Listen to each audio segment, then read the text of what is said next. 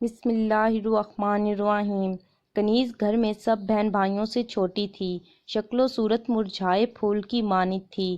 سب بہت مذاق اڑایا کرتے تھے۔ بدصورت بول کر کنیز کو اور والدہ کا انتقال ہو چکا تھا۔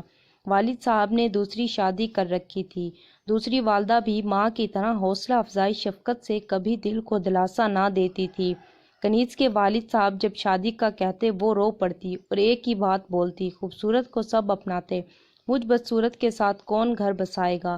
مگر بیٹیاں تو حکم الہی سے بیاہ کر بھیجنا والدین کا فرض ہے۔ کنیز کے والد صاحب نے شادی کر ہی دی۔ اچھا لڑکا دیکھ کر افسوس، کنیز کی بات سچ نکلی، خوبصورتی جیت گئی، بدصورتی کو طلاق دے دی گئی۔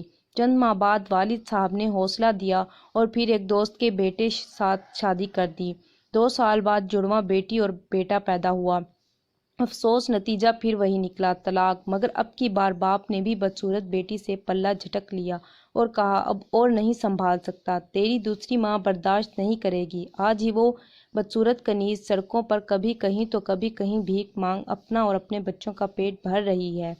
میں دیکھتی ہوں تو رو دیتی ہوں، یا اللہ آخر دنیا کو کس چیز کی خواہش ہے؟ بیٹیاں ہیں یہاں، خوبصورت بھی برباد، بدصورت بھی تباہ۔ کنیز کا نصیب تو مولا کائنات نے بہترین لکھا تھا، بس لوگوں کی سوچ میں بیٹھی خوبصورت دوشیزہ ایسی کئی بدصورت لڑکیوں کے منہ پر طلاق کا تھپڑ بنتی ہے۔ اب کہاں وہ لوگ جو کہتے کہ پارلر میں پہننے جاتی ہیں عورتیں؟ آپ خود عورتوں کو احساس بدصورتی میں مبتلا کرتے ہو۔ کنیز جیسی سڑکوں پر دل جاتی، باقی پیسوں کے دم پر پارلر کی خاک چھانتی۔ اس حقیقت سے میں نے محسوس کیا، گھر ایک بار جہاں نہ بسے پیٹی پھر سے نہ بیائی جائے، ورنہ اتنا طرف ضروری ہے تو حسن والیوں کے پیچھے لگاؤ۔ کپڑے بدصورت کو یوں سزا